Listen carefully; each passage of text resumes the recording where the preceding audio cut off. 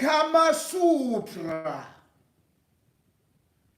Voilà le titre d'un film qui a fait sérieusement bouger le Capitole, l'Abia, deux salles de cinéma au Cameroun, à Yaoundé à l'époque, où nous nous alignions comme des chenilles pour aller voir ces petits jeux de jambes en l'air, où vraiment nous étions encore si friands, bien qu'étant encore prépubères, ou pubères même.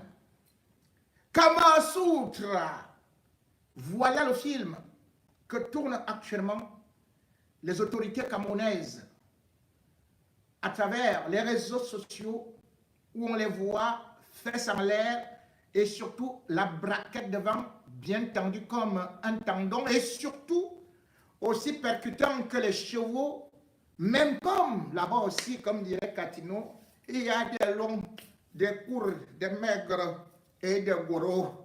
Et Kama Sutra, version sous-préfet, bienvenue. Installez-vous, ça se passe à Garwa Boulay. Kaiwalai.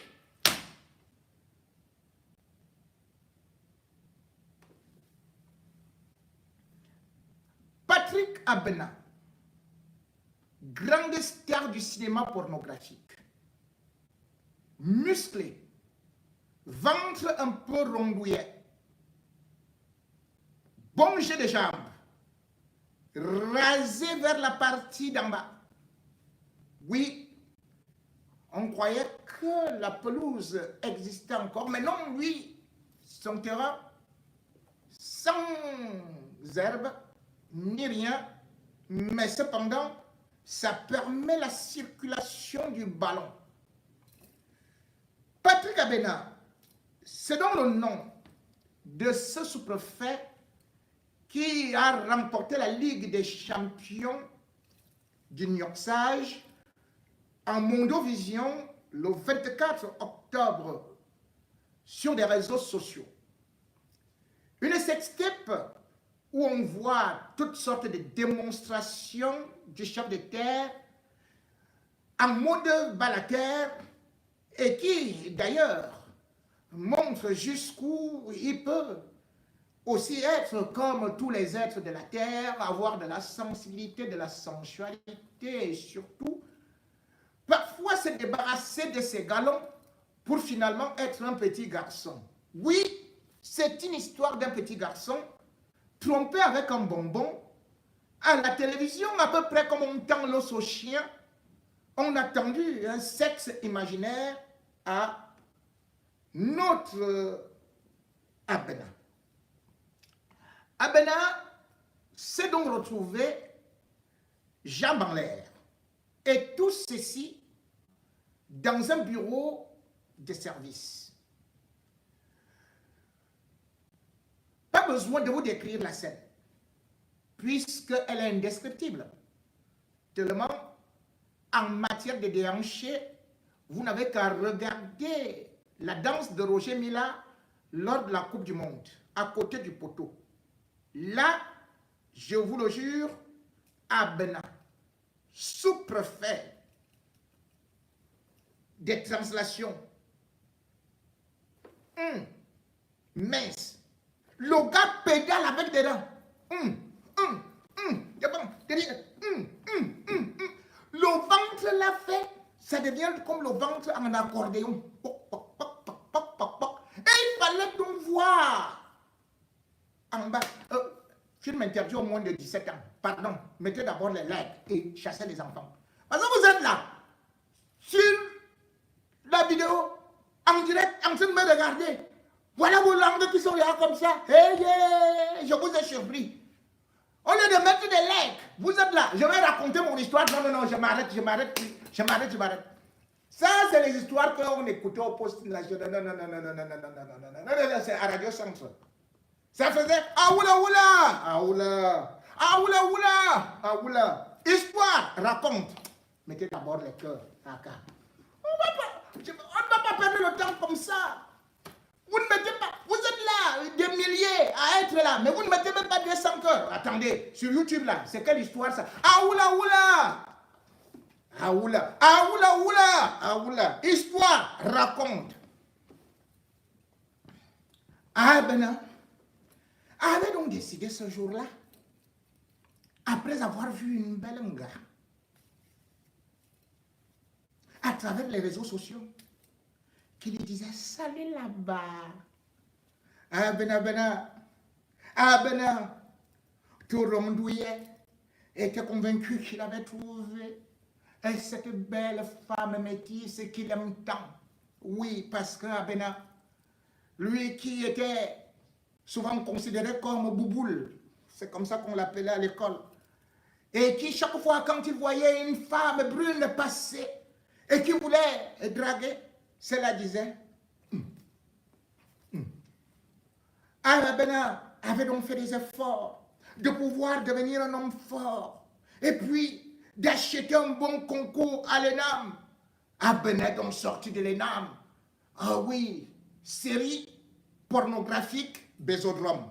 Ah oui, c'est aussi une nouvelle formation au niveau de l'ENAM. C'est-à-dire, là-bas, quand on fait le service militaire, on vous dit qu'il faut d'abord faire le bal à terre. Et surtout, il faut savoir draguer des filles imaginaires qui pourraient vous plaire, puisque nous sommes dans la République de la jouissance. Nous sommes, en tant que chef de terre, propriétaires de toutes ces belles fleurs enjolivantes qui peuvent nous pousser les fantasmes jusqu'à nous faire dresser les cheveux, jusqu'à nous raser le bas et surtout jusqu'à nous faire prendre la belle sève avec nos propres mains.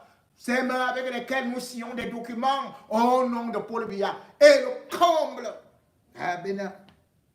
après avoir donc été contacté sur des réseaux sociaux et n'imaginant pas que tout cela n'est parfois que illusion, puisqu'on les appelle, bien sûr, les brouteurs, ceux-là qui se cachent derrière, qui téléchargent juste une vidéo d'une bimbo qui vous font passer en mode film porno et qui, bien évidemment, peuvent aussi truquer le langage pour que vous croyez que celle-là, elle est tellement séduite par votre beau corps, par votre beau pédalage et par votre belle situation sociale, professionnelle, qu'elle aimerait bien être votre épouse sans pour autant vous demander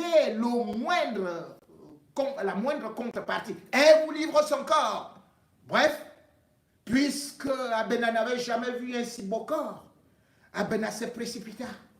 Alors que le prophète lui demandait encore certains documents et que le gouverneur attendait et que Paul Biya lui-même, nous disait-on, devait aussi avoir cela parce que c'est de ce côté-là, à l'est là-bas, où se passent beaucoup d'affaires, où bien évidemment aussi il y a beaucoup de mercenaires, où il y a beaucoup de bandits. Il faut que le sous-préfet soit toujours en éveil. Mais non, c'est plutôt son bâton de commandement qui était en éveil.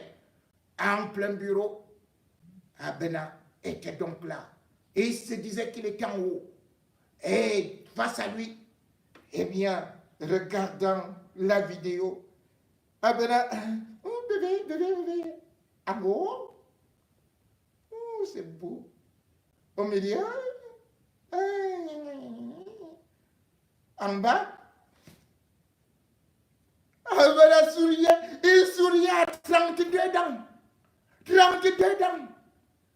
Et soyons vraiment conscients, le gars là, non, ça c'est du poids lourd. Non, Francis là, non, il a les gros bras là, il a les grosses cuisses là. Mais Abena,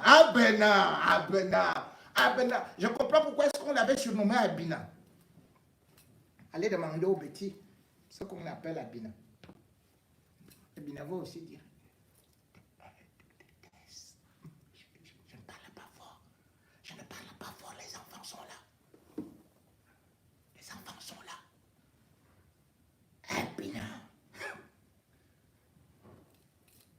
Abina avait montré tout ça, tout. Ah non, Abina, excusez-moi. Sauf que, après avoir fait cela, le 14 juillet,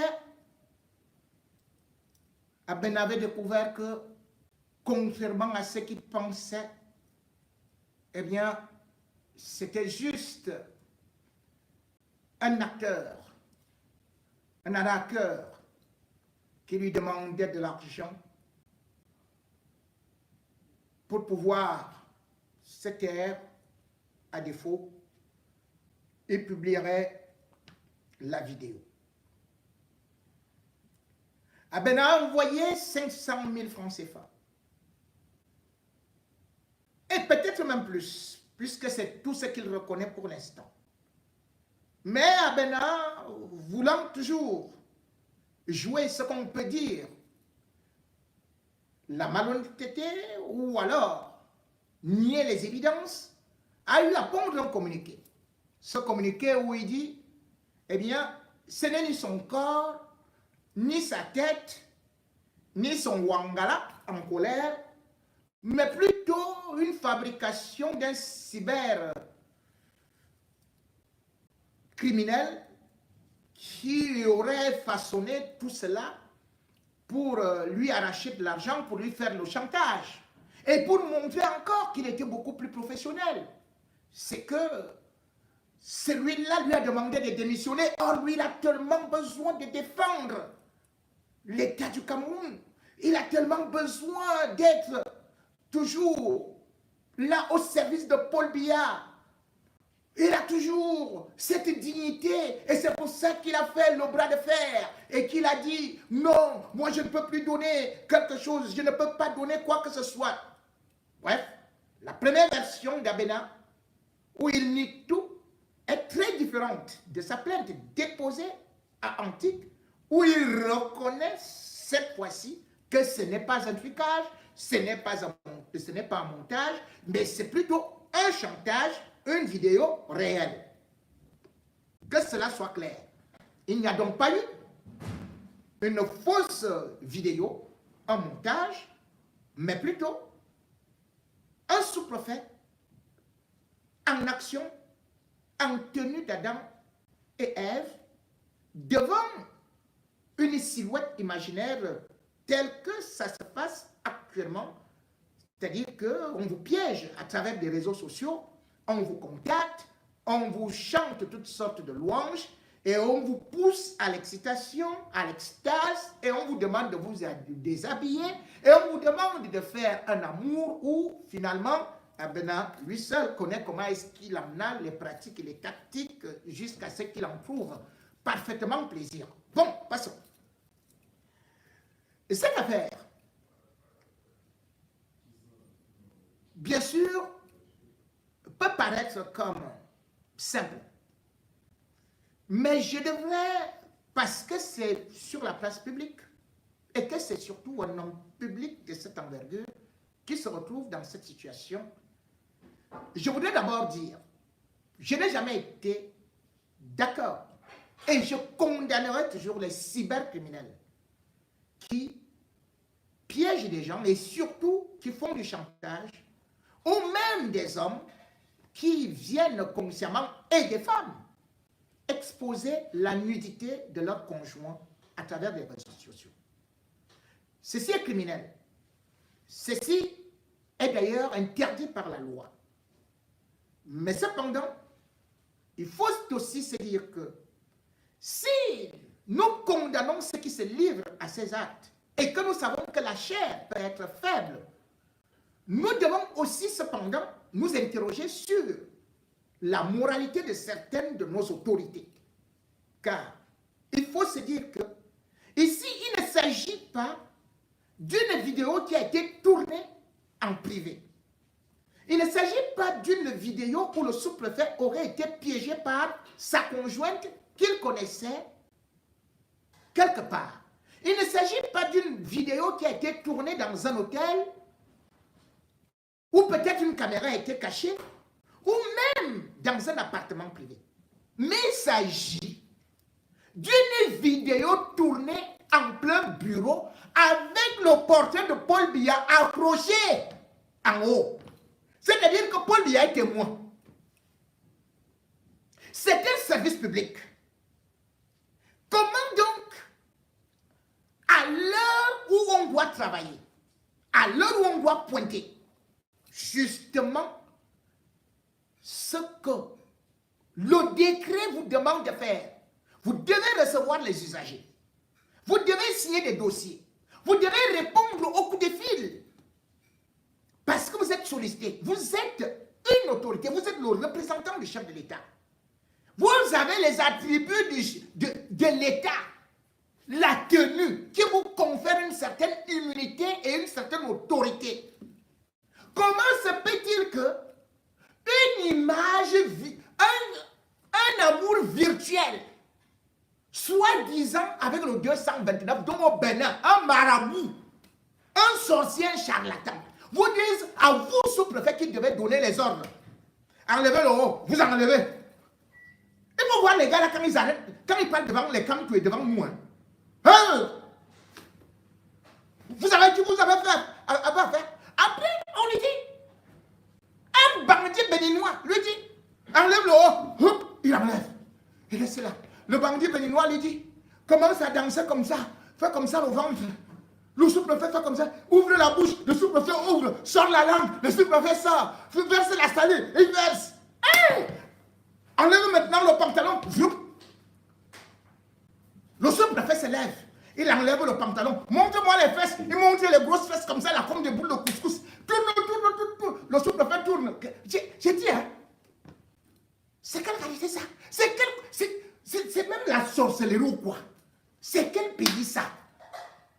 Après on lui dit maintenant alors, là, moi je suis là-bas, à 12 000 ou combien de milliers de kilomètres. Maintenant prends toi-même ton fusil, brandis-moi ça. Le sous-préfet lui aussi, il prend le fusil, il brandit comme ça là, il est au champ de tir.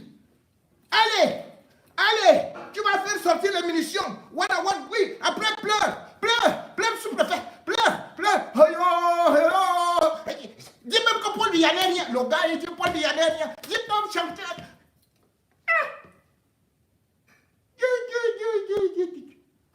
Tu ne vois pas quelqu'un, tu n'as jamais rencontré quelqu'un. Toi, sous-préfet, dans ton bureau, nous disons le bureau, ce n'est pas ta maison. Je le dis bien, je condamne tout piège que vous pouvez aller filmer une femme, vous allez filmer un homme dans un hôtel, dans un appartement privé, dans ceci et cela.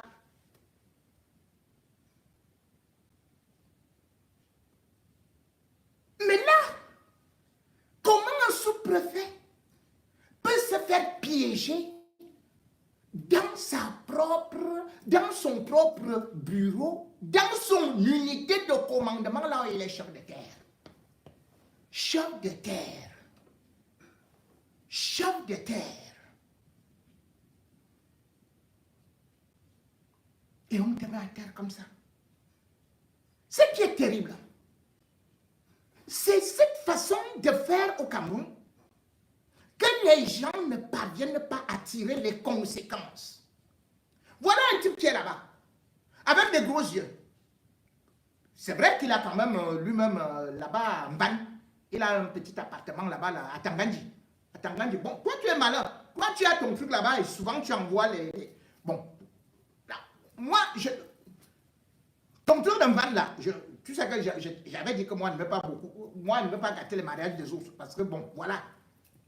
Mais là, à Tanganyika, tu n'as jamais fait ça au bureau. Ça, c'est Famon Dongo qui est spécialiste du bureau, sur son canapé, comme ça. Tout comme beaucoup d'autres ministres que je ne voudrais pas citer ici nommément. Ils respectaient les institutions.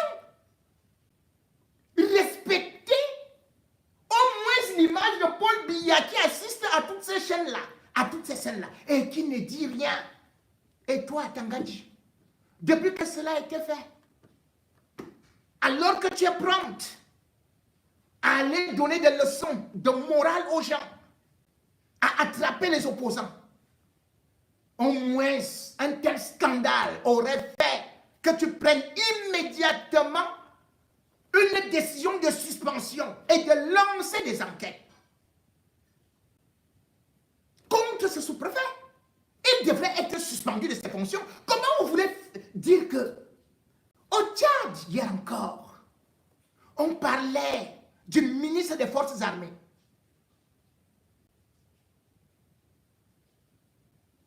démissionné pour une sextape avec le secrétaire général du gouvernement.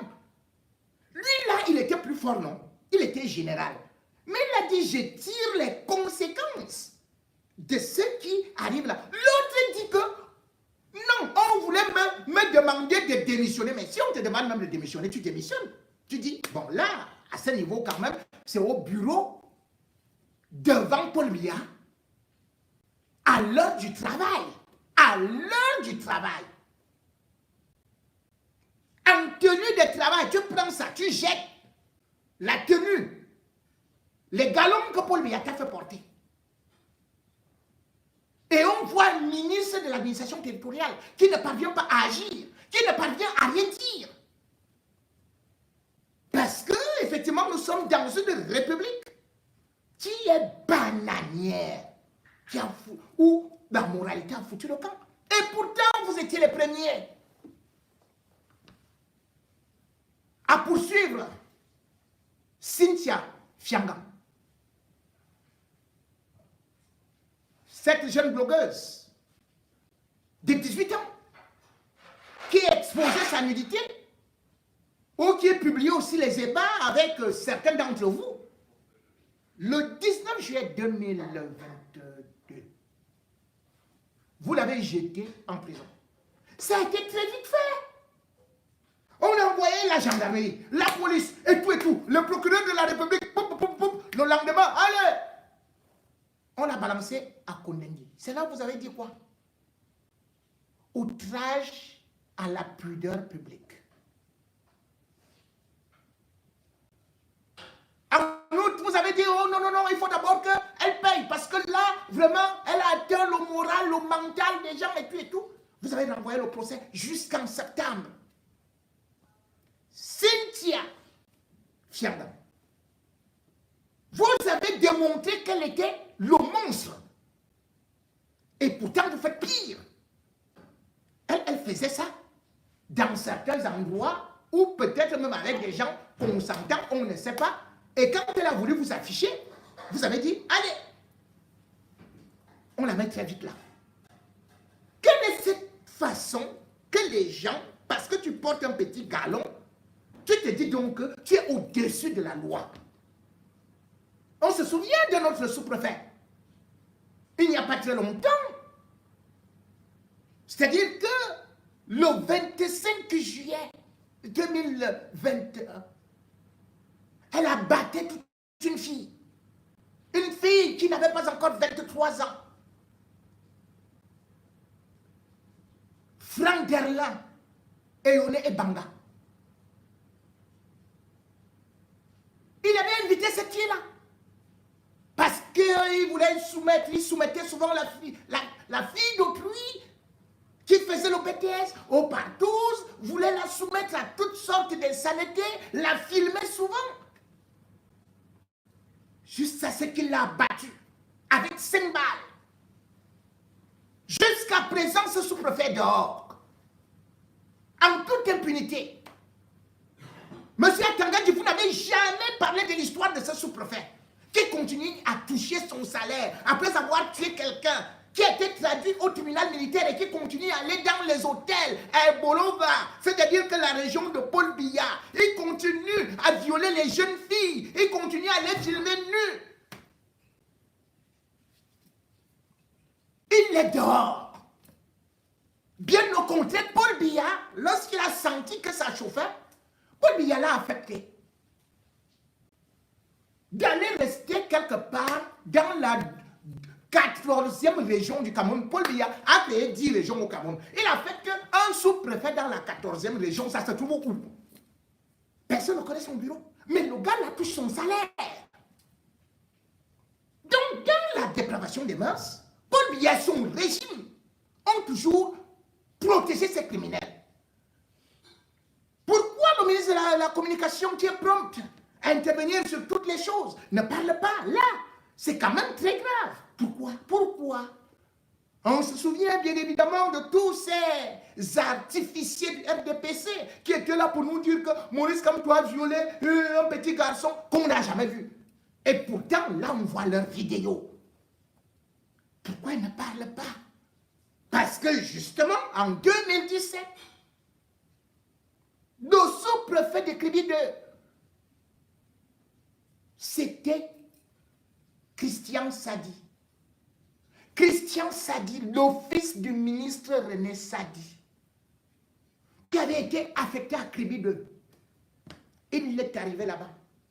Au 7e jour, il avait déjà aussi invité, comme ça là, toujours à travers des réseaux sociaux. Il croyait recevoir une nana, alors que c'était un bandit. Le gars est arrivé là-bas avec l'arme, il a pointé sur lui, à l'hôtel. Cette affaire-là, ça n'a pas fait beaucoup de grands prix. Hein? Celle qui était d'ailleurs comme prédécesseur, ou qui l'a succédé plutôt, celle qui l'a succédé, elle également. On connaît comment ça s'est passé jusqu'à ce qu'on a volé son arme. Le fils de Christian Sadi, on a fabriqué une histoire pour dire que oh, le bandit est arrivé et le fils de Christian Sadi qui, curieusement, était nu, sans caleçon ni rien. Oh, il a fait ceci, il a fait le mawashi guéri, puis il a tourné comme ça, il a réussi à faire que le bandit s'enfuit. Celle qui était aussi sous-préfète avant lui, même chose.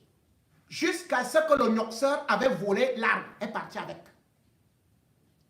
C'est maintenant qu'elle a commencé à dire mon âme, je ne sais pas, mon âme a disparu, c'était là, ou bien je voulais enlever la tenue, ou pendant que je voulais enlever mon tenue, il y a mon garde du corps, non, non, non, c'est mon chauffeur, ou bien je ne sais même pas, ils sont deux, c'est eux qui ont dû prendre mon âme. Tu te déshabilles devant ton chauffeur, devant ton garde du corps, jusqu'à ce qu'on te vole l'arme, et tu n'es pas au courant que ton arme a été volée.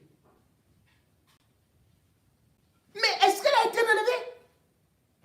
Elle n'a jamais été sanctionnée. Parce que nous sommes, comme je vous dis, nous sommes dans la République du Kamasutra, où tout le monde peut faire tout ce que vous pouvez voir. On est sur le sous-préfet, on vous dit que voilà un inspecteur de police. Le gars d'autrui, où il a même le diabète, où il a quoi, il ressemble comme l'hippopotame là. Lui aussi, on lui dit que gars, tu es très beau. Toi-même, tu sais que tu es beau. Tu ressembles à King Kong. Un type qui a une petite tête comme ça là, après tu reviens comme ça là, il se gonfle et tout et tout. Toi, comment on peut te dire sur des réseaux sociaux que tu es beau? Moi aussi. J'avais vu ça sur mes propres réseaux sociaux. L'autre sur WhatsApp. C'est là, il passe souvent. Salut, mon gars. J'ai dit, qui m'appelle déjà mon gars là? Hein? Comment tu vas? Vraiment, j'apprécie ceci. J'ai dit, merci. Je réponds, merci. Après, comme je dis que, hey, le père si, le gars si. On dit de m'appeler le père. Hein. Le gars si. Tu es tellement mignon, tu es tellement beau, c'est le genre que je rêve et tout et tout. J'ai regardé comme ça et dit, les qualificatifs que j'avais. Même John Travolta, même Michael Jackson. Les appréciations étaient poignées comme un mauvais. Moi-même, je cours comme ça, là, je me regarde sur le miroir et dis, comment on peut dire que je suis malaka alors que le ventre, si je suis en train de vouloir défier déjà celui était là. Grégoire, bon, c'est que toi, de toute façon, toi, tu ne filmes pas. Toi, tu ne filmes pas. Mais tu es bon plus que l'inspecteur là. L'inspecteur! Le gars, tu es costaud là en haut. Tu peux même bagarrer avec un gars. Mais tu voulais voir le verre de terre que le gars en bas? Inspecteur, toi-même tu montres ça. Pardon. Pour au moins ça, Benalla, on voyait le mikibre. On voyait le cobra. Mais ta part là, qui est même comme le fil là. Mais vous faites même comment? C'est comme ça que moi-même j'ai couru, j'ai d'abord regardé, j'ai dit à l'autre, je suis revenu, j'ai dit, le gars qui est derrière l'écran là, laisse-moi tranquille. Je te connais, tu es un barbu. Fous le camp. Comment vous voulez que vous êtes au Cameroun, vous cherchez des gens au 229 en Côte d'Ivoire, vous cherchez au Togo, vous cherchez au Bénin. Il n'y a pas de femmes là-bas au Cameroun. Les sous-préfets là, vous avez déjà, vous allez dans des villages, vous finissez toutes les femmes. What? C'est ça. Quand un sous-préfet fait seulement une tournée dans un village, il prend les petites filles, celles de l'école primaire, celles du collège, et il prend même les vieilles mamans, les femmes d'autrui, il prend encore leurs... Mais c'est pour ça que les NAM, on dirait qu'on n'enseigne que de la sexologie là-bas. Hein? Quand vous les voyez, on les roule par terre. Mais il faut voir comment ils font les communiqués, les décrets, les arrêtés. Maurice Kamto, avec toute sa bande de quoi là, de talibans, interdit de défiler, interdit de... Vous voyez celui-là, il parle comme ça, il gonfle là. Dès qu'il voit une petite fille, il devient comme un château. Tu veux quoi alors? Tape-moi non. Ligote-moi même les pieds, ligote. On l'attache au lit, on attache le gars. Tu entends comment on fouette le sous-préfet et qui voit, tape-moi bébé, tape-moi maman, tu es marié. On tape. Les sous-préfets, oh, le nom de Dieu. Comment vous voulez donc une république où on voit c'est pas possible. Aujourd'hui, on était encore sur l'affaire de Mandomo. Mandomo fait la passe décisive au sous-préfet. Voilà les histoires du Cameroun. Les autres parlent du développement. Le sujet d'actualité, c'est Mandomo. Pendant qu'on est sur le dossier du sous-préfet, allez! L'autre joueur, attaquant de pointe, sort et dit c'est moi Fosso. Fosso Aimé. Vous-même vous entendez le prénom de quelqu'un, non? Le show de Mandomo. Il dit que je m'appelle Fosso. Fosso Aimé. Comme vous voyez là, j'ai été piégé.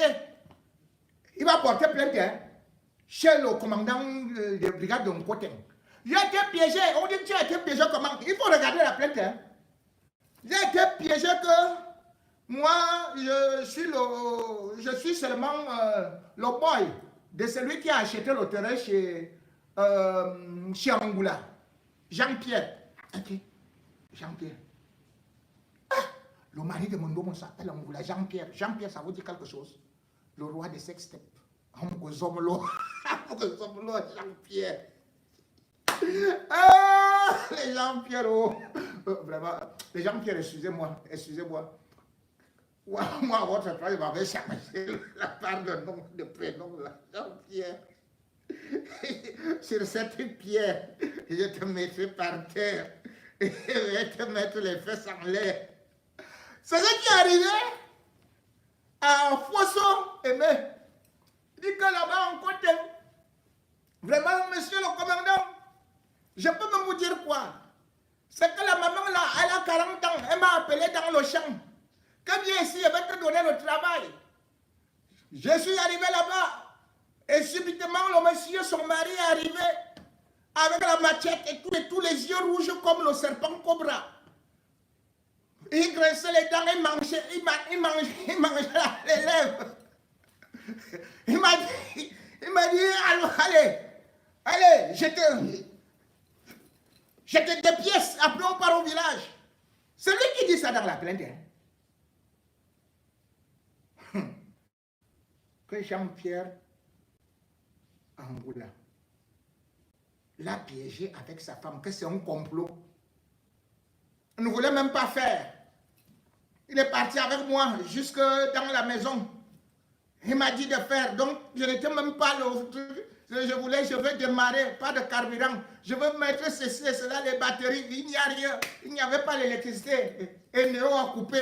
Donc vraiment, mon truc était débranché. Oh, monsieur le commandant, vraiment, j'ai été piégé.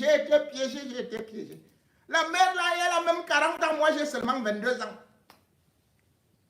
Voilà, et les gens disent que non, son raisonnement, son histoire la tient.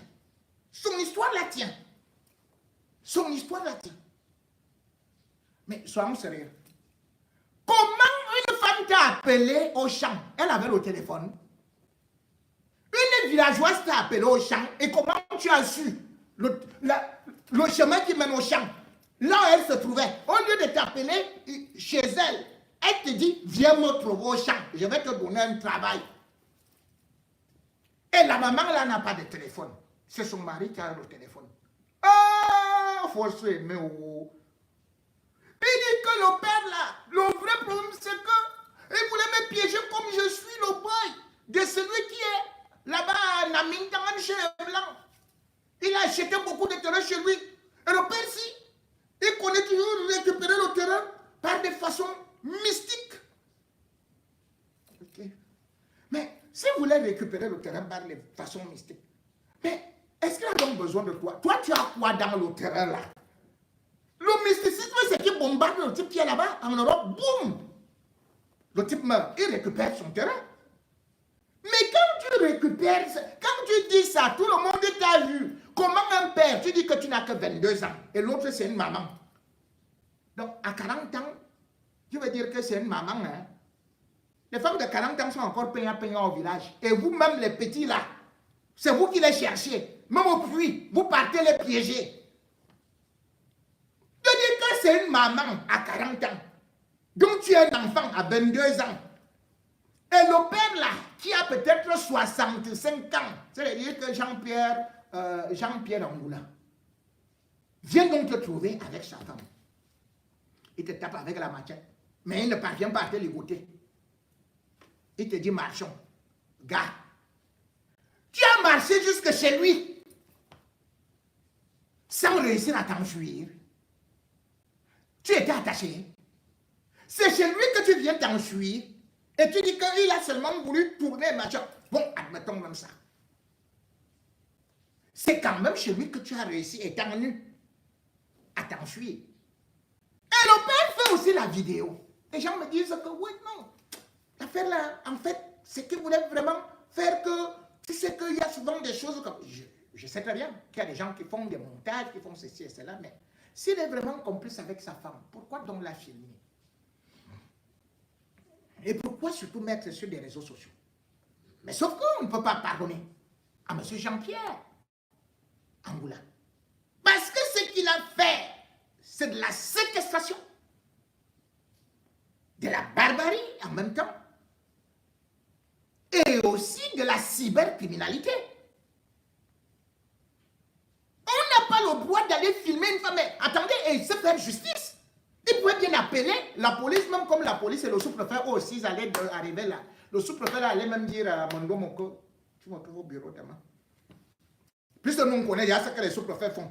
Vous-même vous voyez, Abenaloui se balade avec ça comme ça là. Il dit, qui veut, boum. Qui veut, toum. Qui ne veut pas, toum. Je bombarde, toum. Abenaloui, c'est distributeur automatique. Donc les sous-préfets là. Donc, bon, en tout cas, Mondo Moko devait donc appeler au moins la gendarmerie. Que voici, j'ai pris quelqu'un en flagrant délit. Mais pas de se faire justice et surtout cette histoire de filmer des gens nus. Ta propre partenaire, tu mets ça dans des réseaux sociaux. Tu mets ça dans des réseaux sociaux. Il faut que ça s'arrête au Cameroun. Donc il devait... attendez. Mais comment tu peux venir donc afficher la nudité de ta femme? Elle t'a trompé et finalement tu restes toujours avec honte. Honte à toi, Jean-Pierre Angoula. Tu es zéro macabo. Zéro macabo. Donc que ce soit lui, ou celui qui dit qu'il est petit là, à 22 ans. À 22 ans, que c'est, oh, moi j'ai toujours appelé maman. Elle m'a appelé par le téléphone sans fil. Et tout, que vient me trouver seulement dans le champ. On est venu seulement me surprendre comme ça dans le champ. Après, le mari a dit que vous faites souvent comme vous faites. Moi aussi, je suis. Il a commencé à faire comme ça.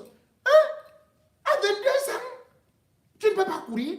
À 22 ans, en Angoula que j'ai vu là, Jean-Pierre Angoula, moi-même le père s'y attend. Même si Angoula, 2 matins, je lui fais ah, il fait tomber ça, puis après il s'en va. Il s'enfuit même. Mais toi, 22 ans là, le véritable problème aujourd'hui, une fois de plus, comme je le dis, c'est la dépravation des mœurs.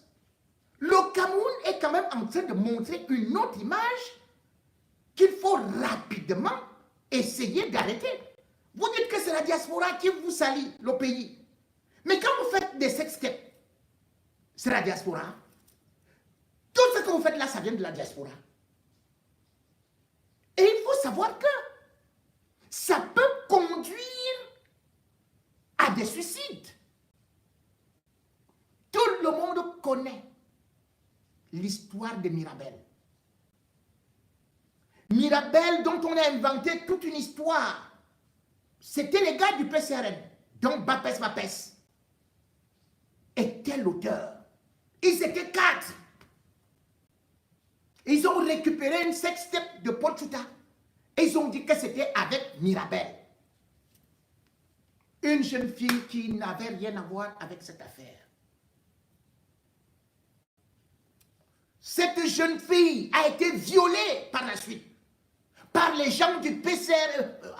Je ne sais pas si c'est du PCRN. Mais toujours c'était par rapport à cette histoire-là. On avait inventé, ces gars-là avaient inventé une fausse interview. Que c'est elle qui est en train de faire l'interview. La fille n'avait jamais fait l'interview. Ils ont diffusé ça. La fille est finalement morte. Ces gars-là sont en liberté. Vous voyez la justice camerounaise? Ils sont en liberté. Personne n'a été inquiété. Personne n'a été condamné. Ils avaient arrêté Bapes, après ils avaient abandonné, ils avaient fait chasser juste pour calmer l'opinion. Vous entendez encore parler de Malika?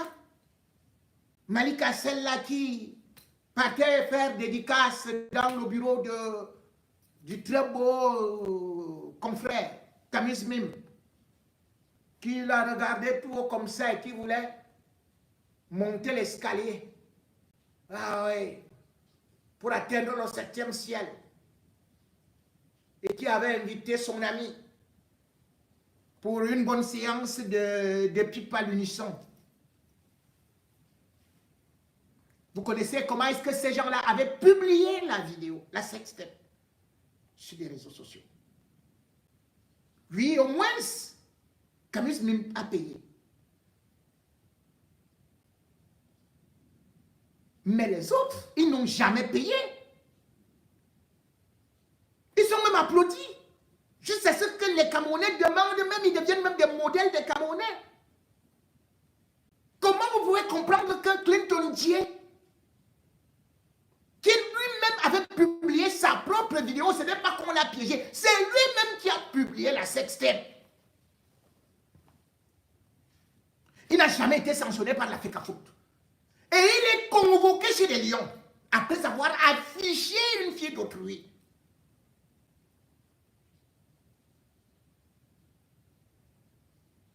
Comment vous pouvez comprendre ça? Quand vous regardez dans notre pays, cela veut dire que ce sont les autorités camerounaises qui autorisent justement cela, qui favorisent cela. Ce sont les autorités camerounaises qui tournent les sextapes. Vous n'allez pas voir dans le monde autant d'autorités en même temps. On vous dit que voilà l'inspecteur. On est sur l'inspecteur, on me dit maintenant que voilà aussi un professeur d'université.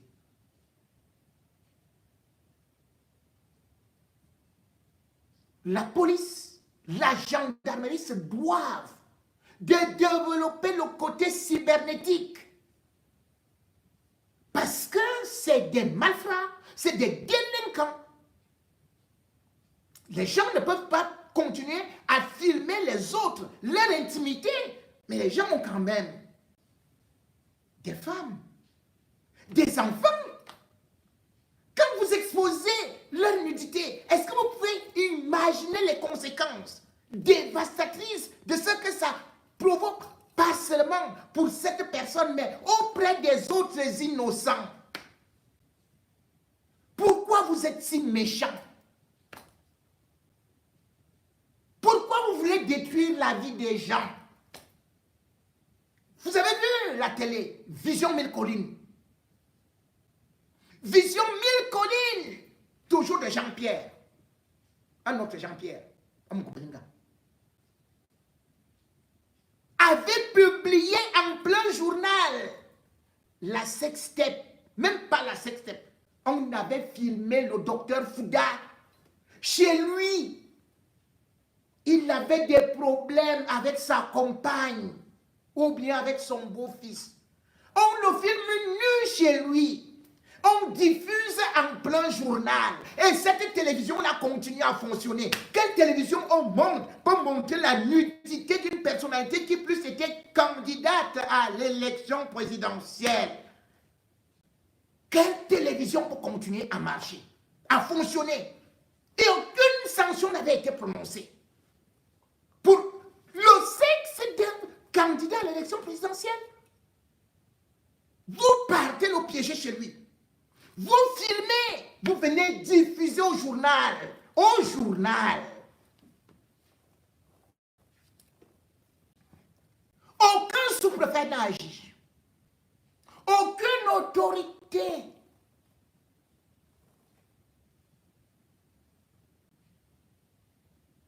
N'a eu à reprocher quoi que ce soit. Aucune enquête, aucun procureur, personne n'a rien fait. Alors, vous voyez que vous faites du mal aux autres. Voilà, vous êtes devenus des cibles. Puisque vous tirez sur tout ce qui bouge, qu'est-ce qui va donc arriver? On ne fera que vous piéger, vous piéger, vous piéger. Avec la photo de Paul Biya. Vous voyez ce qu'ils vous font faire? Puisque vous êtes toujours avec les habits de Paul Biya, les chambres de Paul Biya, les livres de Paul Biya, les voitures de Paul Biya. C'est le même Amougou Bellinga Zomlo qui avait piégé plusieurs ministres et qui détient encore leurs vidéos, leurs sextapes. C'est pour ça que tous ils sont alignés, couchés devant lui. Parce qu'il n'a fait que tourner des sextapes. Sextapes, sextapes, sextapes. Tous les ministres, à 90% du gouvernement, sont nus dans les vidéos sextapes de Amour. Et c'est pour ça d'ailleurs qu'on a fait disparaître le serveur qu'il avait dans son bureau après l'assassinat de Martinez Zogo. Juste pour faire disparaître certaines images.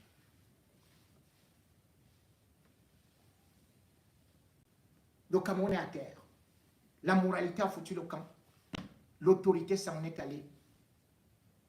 Nous sommes un État poubelle.